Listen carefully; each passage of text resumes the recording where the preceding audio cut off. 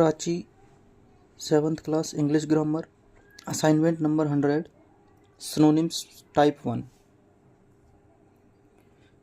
सबसे पहले टाइप 1 में हम सिनोनिम में देखेंगे। फर्स्ट वर्ड है फर्स्ट सेंटेंस का इनिशिएट।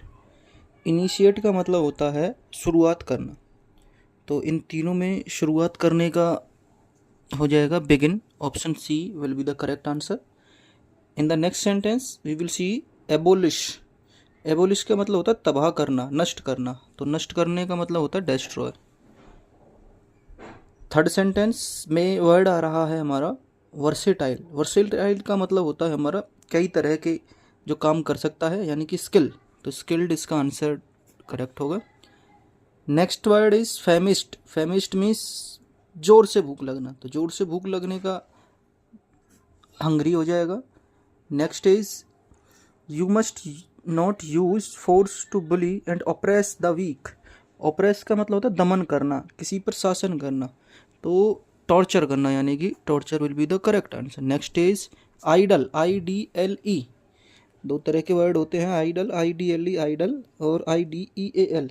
तो आइडल इसमें यहाँ पर यूज हुआ है जो खाली हो, या फिर आइडल का जो सेम का जो मीनिंग होता है उसका मतलब है जो आलसी हो, तो यहाँ पर एम्प्टी। नेक्स्ट तरफ हम देखेंगे वर्ड है toxic.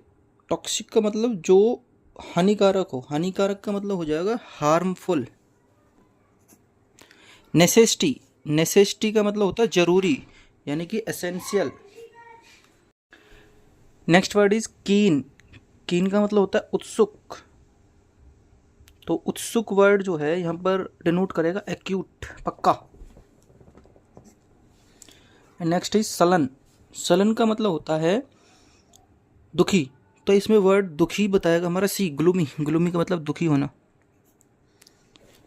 Okay, we will do with the types 2। Type 2 में देखते हैं टिपिड।